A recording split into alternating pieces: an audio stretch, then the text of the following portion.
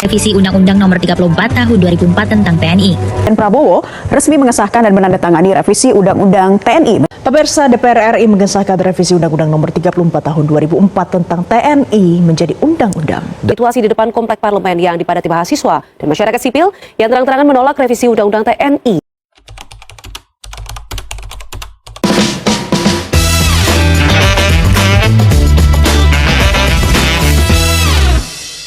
Selamat siang rekan-rekan semua. Saya Muhammad Rizky dari Politeknik Negeri Bandung dan rekan saya Arsuna Farsi Rizky dari Politeknik Negeri Bandung. Nah, kebetulan hari ini kita akan berdiskusi dari pihak Sekolah Tinggi Hukum Bandung gitu. Boleh memperkenalkan diri terlebih dahulu?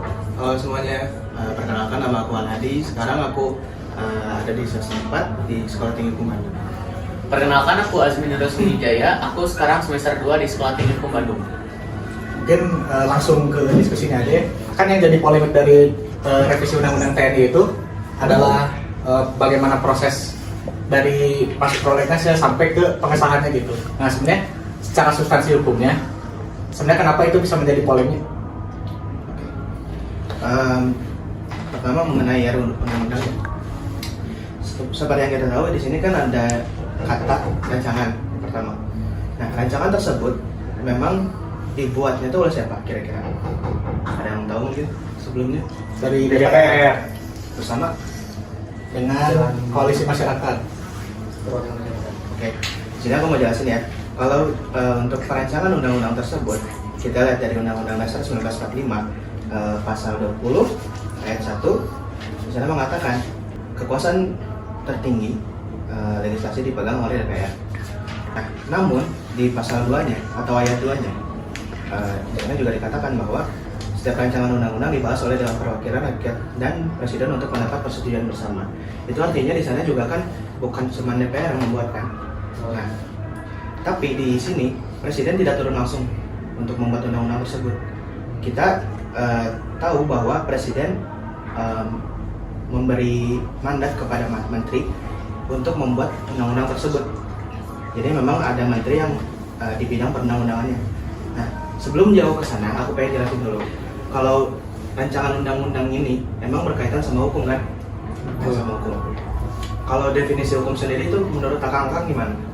Apakah hukum itu ada definisi yang tetap atau tidak?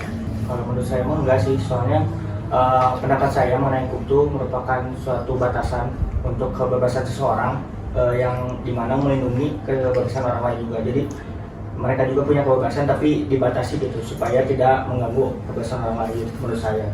Kalau menurut saya sih hukum tuh pokoknya peraturan yang dibuat aja. Apapun peraturan yang dibuat ya itu menjadi hukum. Kalau menurut beberapa orang, definisi hukum sendiri memang tidak bisa dijelaskan atau diterangkan lebih dalam. Tapi ada seorang profesor bernama Mohtar Kusumaatmadja. Dia mendefinisikan hukum dibilang cukup lengkap karena mencakup atas norma, kaidah, proses, dan lembaga. Nah, dalam hukum itu sendiri itu ada beberapa sumber, termasuk ada undang-undang sendiri. Kalau undang-undang itu apa kira-kira? Undang-undang itu kan yang mendasari suatu negara kan. Oke. Untuk menjalankan konstitusi itu yang ngikutin undang-undang tersebut gitu. Dan itu harus diikuti oleh semua elemen ya. Baik dari pemerintahannya, sebagai kaum elit massa dan masyarakat sipil gitu. Kalau undang-undang ya pembatasan aja kayak aturan yang harus dipatuhi, jadi kayak kewajiban gitu yang memaksa. Jadi mungkin untuk undang-undang sendiri, undang itu merupakan suatu hukum tertulis yang dibuat oleh DPR bersama Presiden. Nah, memang mencakup antara aturan dan juga sanksi. Gitu. Ini kita patokannya dari Undang-Undang Nomor 12 Tahun 2011 ya, tentang pembentukan undang-undang. Nah, balik lagi ke permasalahan di rancangannya. Disebutkan tadi kan ada unsur masyarakat yang ikut dalam pembuatan undang-undang tersebut. Nah, kalau kita lihat dari pasal 96 Undang-Undang tahun 2012 tahun 2011, kita di sini bisa lihat untuk pasal 96 ini ayat 1-nya mengatakan masyarakat berhak memberikan masukan secara lisan dan atau tertulis dalam pembentukan peraturan undang-undang. Nah, kalau mungkin akang ingat waktu perancangan tersebut dibuat, apakah ada masyarakat yang ikut serta? Si TNI itu tidak. Setahu saya emang enggak sih. Dalam RUU TNI itu tidak. Karena waktu saya lihat juga dalam video tersebut dari masyarakat tersebut ketika ingin masuk malah diusir kan, di permen. Nah, untuk unsur yang pertama mungkin tidak lengkap ya berarti dalam pembuatan itu, berarti tidak sah dong. Kalau misalkan ada salah satu unsur yang tidak melengkapinya. Nah, oke. Berarti bisa dibilang undang-undang ini tidak cocok untuk disahkan karena tidak ada unsurnya tadi. Mungkin seperti itu sih yang pertama. Nah, terus kan setelah tidak ada transparansi dari pihak pemerintah mengenai proses perancangannya, terus tahu-tahu disahkan gitu. Nah, sebenarnya kenapa sih si RUU-nya sendiri itu jadi polemik juga kan? Pasal-pasal yang bermasalahnya mengenai dui fungsi. Kenapa sih kita sebagai entitas mahasiswa tuh harus gitu mengkawal isu ini gitu, isu RUU TNI gitu, dampak kepada masyarakat pada umumnya dan mahasiswa pada khususnya gitu. Yang pertama, itu mengancam supremasi sipil dan hak-hak masyarakat. Jadi supremasi sipil itu kan prinsip dasar demokrasi ya. Dalam sistem demokrasi modern, militer itu harus berada di bawah kendali otoritas sipil, yaitu presiden dan lembaga sipil seperti DPR. Hal ini untuk memastikan bahwa kekuatan bersenjata tidak digunakan secara sewenang-wenang. Namun dalam draft RUU TNI ada beberapa pasal yang justru mengaburkan garis batas antara militer dan kekuasaan sipil. Yang pertama itu TNI diberi wewenang lebih luas, ya kan? Pada tahun ini kan itu di pasal 47 ya. Ya, yang dikhawatirkan kembalinya segala kan. Ya, betul. Itu terus juga penempatan perwira aktif di lembaga sipil tanpa harus melalui izin presiden, itu juga agak kurang lah. Implikasinya, jadi kalau aturan ini disahkan, maka TNI menjalankan operasi di luar tugas pertahanan tanpa perlu restu atau pengawasan otoritas sipil. Ini tuh melemahkan fungsi kontrol politik yang seharusnya dimiliki oleh Presiden DPR sebagai wakil rakyat. Oke, kalau dari aku, mungkin salah satu polemik yang terasa banget itu ada di salah satu pasal yang memang direvisi sama DPR waktu itu. Mungkin aku ngambil salah satu pasalnya aja. Tadi sudah disebutkan juga. Untuk pasal 47 Undang-Undang TNI setelah direvisi, yang ayat pertama mengatakan, prajurit dapat menduduki jabatan pada kementerian lembaga yang membidangi koordinator bidang politik dan keamanan negara atau pertahanan negara, termasuk Dewan Pertahanan Nasional, Kesekretariatan Negara yang menangani urusan kesekretariatan militer presiden, intelijen negara, cyber dan atau sandi negara, lembaga ketuhanan nasional, pencarian dan pertolongan, narkotika nasional, pengelola perbatasan, penanggulangan bencana atau terorisme, keamanan laut, Kejaksaan Republik Indonesia dan Mahkamah Agung. Apa sih dampak yang mungkin kerasa buat kita semua gitu kan? Mungkin untuk dampak yang pertama paling jelas ada kemungkinan dari supremasi sipilnya akan goyah. Kenapa? Karena setiap dari jabatan-jabatan yang diduduki oleh militer-militer tersebut emang diharuskan untuk diisi oleh sipil, tidak boleh oleh militer. Nah, itu yang bikin kontrak. Nah, apalagi sih yang mungkin ada permasalahan lagi, mungkin kayak peran ganda TNI dalam keamanan sipil. Kita ambil contoh deh, dalam pasal tadi disebutkan bahwa adanya Mahkamah Agung kan? Ya, Mahkamah Agung. Sekarang kita bayangkan deh, ketika kita membuat satu aturan yang memang tidak cocok dan memang harus dikaji ulang oleh MA, itu dipegang oleh militer. Kebanyakan yang kita pikirkan sekarang, kepentingan militer bakal diutamakan, dan apalagi mereka yang sedang menjabat di sana, gitu kan.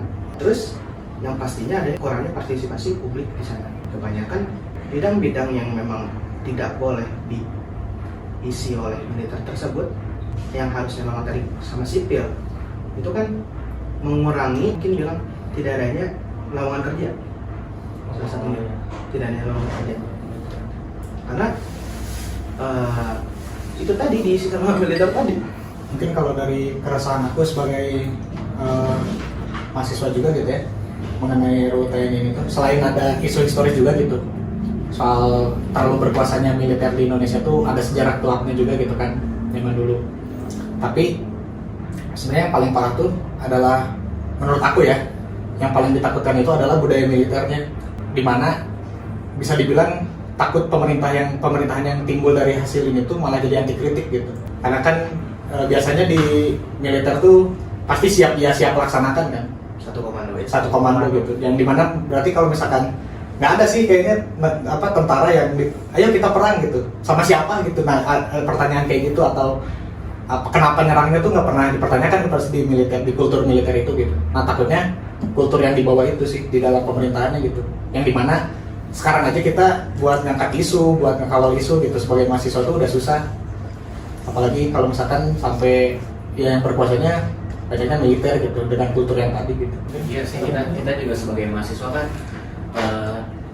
kalau misalkan mau berekspresi ya kan atau mau demonstrasi kan lebih mudah dibungkam ya dengan adanya militer ini kan, kekuasaannya kan lebih tinggi ya. Terus juga aktivisme dianggap sebagai ancaman, mungkin ketakutan dan represi tumbuh kembali dari mahasiswa-mahasiswa kayak gitu. Jadi kalau si anggota militer itu yang di lembaga itu tuh emang semuanya atau cuman delegasi aja gitu maksudnya? Karena kan tadi kan emang mengancam supremasi sipil. Tapi kan kalau misalnya cuma delegasi cuma satu atau beberapa kan mungkin nggak terlalu ngaruh atau gimana? Untuk mungkin yang bakal menduduki posisi-posisi yang sudah disebutkan tadi mungkin itu tidak semua memang. Mungkin dinilai dari jabatan-jabatan mereka di militer. Karena militer sendiri pun tidak mungkin ya. Misalkan ada yang baru masuk ke TNI, dia tiba-tiba menduduki Mahkamah Agung. Apakah itu logis? Tidak. Mungkin tidak kan. Pasti ada jabatan-jabatan tertentu yang bisa menduduki tersebut. Ya itu maksudnya tuh kayak gak semua kan, berarti kan iya. pada akhirnya kan. Dan maksudnya tuh kan gak signifikan juga tuh kalau menurut saya gitu ya, kalau dilihat maksudnya tuh cuma ada beberapa doang itu gak semuanya gitu. Kalau menurut Akang gimana?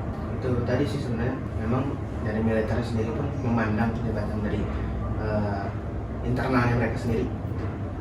Tidak mungkin orang-orang yang memang mungkin ini pendapat aku pribadi, mungkin baru masuk ke dalam dunia TNI tersebut tiba-tiba langsung diberikan mandat untuk masuk ke jabatan-jabatan tertinggi. Kurang bagus sih menurut aku. Kalau mungkin ada pertanyaan lagi dari aku nih, yang dari politeknik gitu ya, nggak ngurus-ngurusin banget hukuman gitu. Nah sebenarnya menurut kalian secara pribadi hukum yang berjalan di Indonesia itu sudah optimal apa belum? Kalau untuk optimalnya hukum yang berjalan di Indonesia, menurut aku jauh dari kata optimal. Kita balik lagi mungkin aja ambil contoh. Perancangan undang-undang tersebut dinilai terburu-buru dan tidak adanya unsur masyarakat di sana. Otomatis tidak adanya transparansi kan, yang memang harusnya adanya kemudahan akses dari masyarakat juga untuk ikut dalam serta perancangan undang-undang tersebut. Itu mungkin contohnya dari aku ya. Iya sih, kurang lebih sama juga karena yang seharusnya rancangan undang-undang itu kan diikuti oleh masyarakat sipil juga kan. Jadi benar-benar kita yang masyarakat yang nggak tahu apa-apa tiba-tiba disahkan kayak gimana dan juga kaget kan. Yang seharusnya rancangan itu harusnya ada transparansi itu. Ya kan website DPR juga sampai nggak bisa dibuka, Iya. yang kayak gitu-gitu kan. Bahkan sampai yang di video beredar itu kan masyarakat yang mau ikut serta kan sampai diusir, ada yang bahkan dilakukan kekerasan. Nah, balik lagi, sebenarnya ada tujuan hukum yang memang secara eksplisit dikatakan tujuan utamanya itu untuk keadilan. Nah, Ya. apakah di sini sudah terjalankan keadilan tersebut? Mungkin keadilan untuk kaum militer mungkin iya, tapi untuk kita masyarakat sipil tidak akan ada kewakilan ya. Tapi berarti menurut kalian nih sistem hukum di Indonesia sebenarnya ada yang bisa diperbaiki nggak dalam sistemnya gitu? Kayak kalau yang aku tahu kan di Amerika, misalkan di Amerika tuh pakainya juri gitu. Di sini kan kasus suap menyuap nih lumayan tinggi lah ya, entah itu dalam bahkan bisa sampai hakimnya gitu disuap untuk putusan gitu. Nah kan dari yang aku tahu nih sistem juri di Amerika tuh berjalan dengan baik kan, karena kalau misalkan juri itu bahkan tidak diketahui oleh sang pelaku gitu siapa aja yang bakal jadi juri yang mengadilinya kan. Hakim itu cuman sebatas ngasih putusan hukumannya doang, bersalah atau tidaknya kan dari juri. Nah menurut kalian tuh sistem itu bisa diimplementasi di Indonesia atau kalian punya pendapat sendiri gitu, kira-kira sistem hukum yang sebenarnya kayaknya lebih bagus deh buat di Indonesia itu? Kalau dari kita kan, karena kan kita menganutnya kan Eropa kontinental ya, sedangkan Amerika sendiri kan Anglo-Saxon ya. Itu tuh ya kita tuh udah turunan dari Belanda aja seperti itu. Tapi ya balik lagi, sebenarnya kalau misalkan dibilang hukumnya kita udah optimal, udah bagus, sebenarnya udah bagus. Cuman ya balik lagi ke penegak hukumnya. Karena yang salah itu selama ini kan penegak hukumnya. yang entah itu bisa disuap, bisa dibayar, tapi kan hukumnya sebenarnya udah berjalan dengan bagus, cuman ya penegak hukumnya itu yang masih kacau. Mungkin kalau untuk sistem hukum setiap negara mungkin kan karena berbeda-beda pasti ada kekurangan dan kelebihan kan. Ya, tidak mungkin semuanya sempurna gitu. Kalau menurut aku sendiri yang dianut oleh Indonesia ini sudah cukup. Tapi memang untuk kekurangan tersebut perlunya ada evaluasi. Jika tidak dilakukan evaluasi, sampai kapan kita kayak gini? Iya sih, ya pemerintahan yang baru sama-sama aja gitu ya. Iya. Cara penegakan hukumnya gitu. Sama ini juga kan yang jadi problematik itu lumayan dari lama bahkan ya, soal peradilan hukum tuh dimana kayak hukum tuh dibilang tumpul ke atas dan tajam ke bawah gitu ya. Bahkan mungkin banyak orang juga nggak tahu gitu kalau misalkan kalian kena kasus dikriminalisasi itu sebenarnya ada lawyer gratis dari lembaga bantuan hukum kan. Ya. Sosialisasi soal hukumnya aja, pemerataan sosialisasinya aja kurang. Makanya kalau misalkan masyarakat umum tahu gitu kalau misalkan ya kalian dikriminalisasi ini atau kemana gitu, nggak punya lawyer, bisa minta bantuan LBH kayak gitu kan, itu juga perlu sebenarnya pengetahuan kayak gitu supaya sistemnya berjalan dengan baik. Mau mesin aja berarti kan kalau menurut kalian semua tuh lebih ke penegakan hukum ya kan? Maksudnya tuh hukum dari secara keseluruhan pastinya ada kekurangan dan paling butuh evaluasi sedikit, dan emang masalahnya itu dari penegak hukumannya yang mereka gampang disuap, gampang gitu kan. Ya paling udah gitu aja sih, pengen masihin aja dari kesimpulan tadi buat informasi buat saya gitu. Kalau dari pertanyaan pastinya ada sih sebenarnya ada pertanyaan di benak tuh kan, dari segi hukum yang dimana tempat kan dalam proses itu pernah dengar tuh kan dilakukannya di hotel kan. Oh iya. Dan dengar tuh harusnya tuh ada di mana di gedung atau gimana itu tuh. Berarti masalah juga gak sih kalau dari segi proses atau perancangannya aja udah gak sesuai sama peraturan yang udah ada gitu. Dan apakah sebenarnya peran dari lembaga lain gitu harusnya yang melarang hal tersebut atau bahkan bisa mematahkan atau bisa menggagalkan gitu dari proses pengesahan si hukum itu tersebut. Mungkin yang pertama perihal tempat ya. Perihal tempat sebenarnya kalau dari pendapat pribadi mungkin ya, pendapat pribadi aku sebenarnya bisa dilakukan di mana aja, asalkan memang tempat tersebut bisa dibilang formal. Dari setiap unsur dari perancangan undang-undang tersebut memang ada. Memang diharuskan unsur-unsur tersebut ada. Dikarenakan jika tidak adanya kelengkapan dari unsur-unsur tersebut, bisa dibilang adanya kegagalan di perencanaan tersebut. Tarik balik lagi ke soal RUU TNI-nya, kan udah disahkan juga, udah diresmiin gitu. Sebenarnya untuk undang-undang itu dicabut itu seperti apa sih prosesnya? Undang-undang dicabut ya. Misalkan kita aksi terus nih gitu, buat dicabutnya undang-undang TNI itu sebenarnya memungkinkan atau tidak gitu? Oke. Mungkin yang pertama adanya balik lagi ke tujuan dibentuknya undang-undang tersebut ya. Untuk apa sih undang-undang tersebut dibuat? Gitu. Jika memang undang-undang tersebut tujuannya tidak sesuai dengan kebutuhan masyarakat, maka masyarakat berhak untuk menyuarakan ketidakbenaran dari undang-undang tersebut. Misalkan contoh, masyarakat melakukan aksi, gitu kan? Aksi bersama masyarakat atau dengan mahasiswa, gitu. Nah, itu cuman bentuk dari menyuarakan secara apa ya, secara verbal mungkin ya. Nah, tugas yang harus dilakukan DPR sebagai perwakilan rakyat memang harus menguji kembali, maksudnya memberikan kepada lembaga-lembaga terkait untuk menguji undang-undang tersebut apakah memang layak atau tidaknya. Jika memang lembaga tersebut mengatakan tidak sesuai dengan kebutuhan, maka berhak untuk dicabut. Itu mungkin salah satu lembaganya Mahkamah Konstitusi. Pencabutan itu ada di MK gitu ya? Tapi balik lagi pada kebutuhan masyarakat, karena yang garis terdepan yang mungkin paling bakal ngerasa undang-undang tersebut tidak sesuai ya paling masyarakat. Iya. Mungkin kalau kita mau bahas secara sejarah gitu, zaman dulu ada Petrus dan segala macam kan, yang udah jelas banget gitu soal dui fungsi. Nah sebenarnya apa ya, dui fungsi TNI ini kan katanya sih tidak ada gitu di dalam RUU ini kan. Di dalam revisi undang-undang TNI ini tuh nggak ada dui fungsi sebenarnya. Tapi apakah iya gitu ada dui fungsi? Sebenarnya kan kalau dari setahu aku ya, sebenarnya udah berjalan kan dui fungsinya mah. Udah jalan, udah ada beberapa jabatan sipil yang diisi oleh militer juga gitu. Berarti adanya revisi undang-undang ini tuh sebenarnya menurut aku ya kayaknya cuma buat mengesahkan aja nih mereka tuh jadi sah gitu berada di posisi itu ya guys. Legitimasinya aja. Jadi mereka tuh memiliki dasar hukum sendiri gitu. Iya. Untuk menjalankan. Karena ini udah jalan nih, Gitu, mereka ya. udah ada beberapa jabatan sipil yang diisi militer gitu. Nah, mungkin pendapat dari aku sih gitu ya, maksudnya si revisi undang-undang ini tuh urgensinya buat itu aja. Iya. Jadi bukan buat masyarakat sipil gitu. Sedangkan seharusnya kan dalam demokrasi itu kekuasaan terbesarnya kan buat rakyat gitu. Iya. Ya kan, demokrasi sendiri gitu. Meskipun Plato di buku Republiknya juga bilang gitu bahayanya dari demokrasi kan, bahwa demokrasi itu kebebasan di orang-orang terlalu besarnya kebebasan di orang-orang sipil ini tuh nggak bisa dipastikan moral dan intelijensi mereka kan dalam pemilihan pemimpinnya gitu. Makanya kalau menurut Plato di buku Republik kan yang menurut dia kepemimpinan yang terbaik adalah kepemimpinan aristokrat katanya kan, yang dipimpin oleh raja dan diikuti oleh filsuf gitu. Nah mungkin dari kalian sendiri sebenarnya ada nggak gitu pendapat soal kayak ini emang kita tuh nggak bisa deh pakai demokrasi lagi gitu, atau enggak, atau tetap harus demokrasi gitu? Mungkin berarti masuknya ke gaya kepemimpinan ya? Ya gaya kepemimpinan.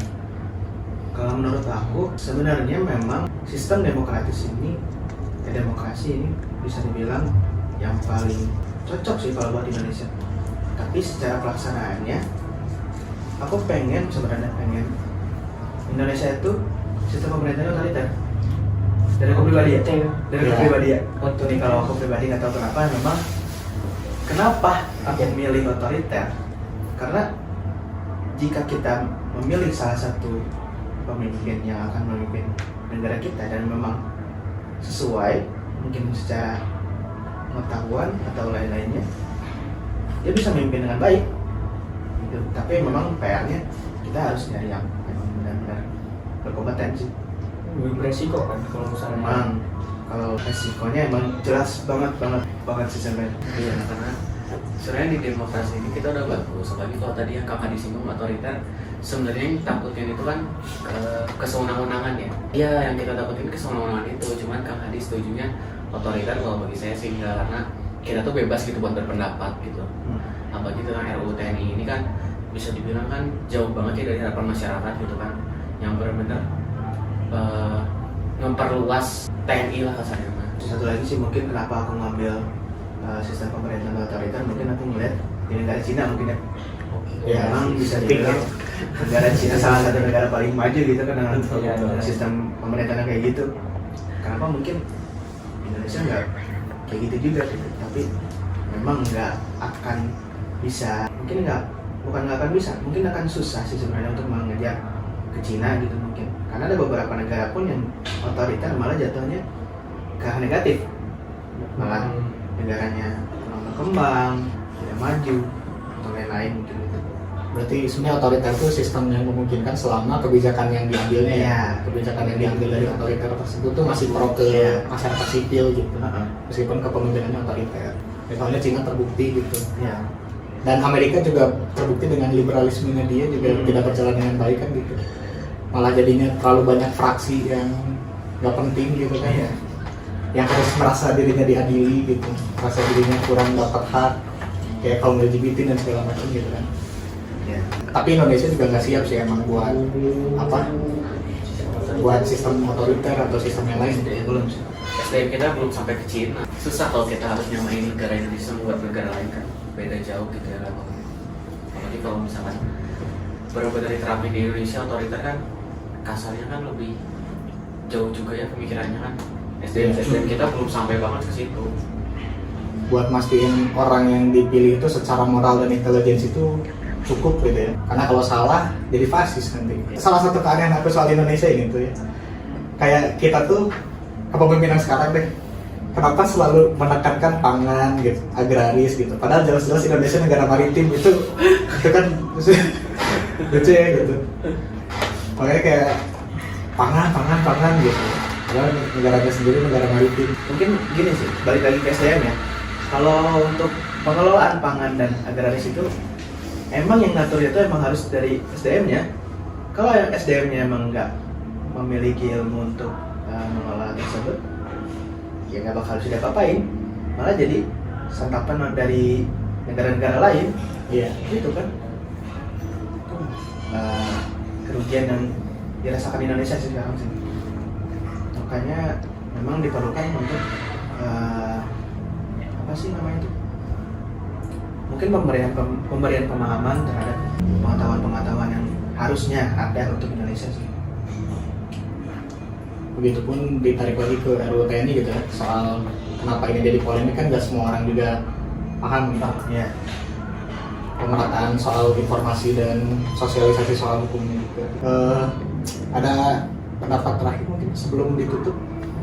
Pendapat terakhir ya. Mungkin aku cuman sedikit ngasih saran sih untuk kita sebagai mahasiswa, kita harus bisa lebih peka terhadap kebijakan-kebijakan yang memang dibuat oleh yang di atas sana, karena dampaknya untuk kita itu sih. Kalau dari saya sih buat mahasiswa-mahasiswa sama masyarakat umum tuh, buat mahasiswa seharusnya lebih berpikir kritis tentang undang-undang TNI ini. Lalu juga undang-undang TNI ini kalau menurut saya itu kemunduran ya, jadi bukan suatu kemajuan atau adaptasi buat negara Indonesia sendiri. Terus juga jangan ngerasa kalau misalkan RUU TNI ini kita menjadi lebih elit atau bahkan lebih maju. Justru militer kembali ke ranah sipil itu yang tanpa batas itu bisa berdampak ke kitanya, jadi susah buat lebih bersuara. Kalau menurut saya itu emang ya benar gitu, RUU TNI itu kurang baiknya banyak gitu. Bahkan kan dari disahkannya RUU TNI itu sudah jelaskan kan tadi dari diskusi bahwa itu tuh bakal ada timpang tindih tupoksi lah bisa disebutkan, yang dimana pasti gak efisien lah, terutama dengan tujuannya mengefisiensikan kan. Dan juga ya pastinya dengan hal ini jangan cuma ngeberatin si mahasiswanya aja, karena dilihat tuh banyak masyarakat yang cuma hayu gitu mahasiswa sok gitu, yang nyuruhnya ke mahasiswa, padahal kan dampak yang mereka rasakan juga nanti kedepannya bakal lebih apa gitu, kerasa juga bukan ke mahasiswa doang gitu, ke semuanya. Dan ya tapi emang itu tuh ngaruhnya dari segi ya ekonomi kita yang dimana sekarang lagi kurang, lagi turun, yang ya pastinya mereka cuma tanda tangan buat dapat apa, kan ada tuh waktu itu tuh tanda tangan di banner buat setuju bahwa RUU TNI disahkan, dan itu tuh merupakan suatu kebodohan yang terjadi gitu kan ya. Yang mungkin dapat makanan buat sehari doang nggak apa-apa gitu, tapi kan kedepannya wah bisa jadi dampak ekonominya lebih besar gitu daripada mereka yang merasakan sekarang gitu. Ya paling lebih ya mudah-mudahan gitu dari diskusi itu mahasiswa atau bahkan masyarakat juga bisa tahu gitu bahwa RUU TNI itu sebenarnya kurang bagus gitu. Mungkin dari saya segitu aja. Berarti bisa disimpulin kalau kita setuju untuk militer kembali ke barak ya? Ya, setuju. Setuju ke barak. Rekan-rekan semua, mungkin diskusi hari ini dicukupkan saja gitu. Mungkin yang bisa dapat disimpulkan dari diskusi RUU TNI ini tuh bahwa RUU TNI ini tuh cukup problematik gitu ya, bahkan dari prosesnya sampai ke pengesahannya gitu, sampai bahwa setelah disahkan pun ternyata dampak yang bisa dirasain tuh banyak gitu ya, utamanya dampaknya terhadap demokrasinya itu sendiri gitu, terhadap supremasi sipilnya gitu. Nah, jadi buat rekan-rekan mungkin bisa lebih peka lagi mengenai isu-isu gitu, jangan ngerasa oh kayaknya itu mah nggak akan terlalu berdampak deh gitu, karena namanya sosial politik tuh pasti berdampak kok buat kalian gitu, besar atau kecilnya gitu dampaknya gitu. Mungkin sekian dari kami gitu ya, mungkin sekian dari aku. Mungkin ada beberapa yang emang belum bisa aku sampaikan secara detail, karena aku pun masih belajar sebenarnya. Mungkin sekian dari aku. Mohon maaf jika ada salah-salah kata. Yakinkan iman, usahakan ilmu, sampaikan amal, beriman beramal. Wassalamualaikum warahmatullahi wabarakatuh. Waalaikumsalam.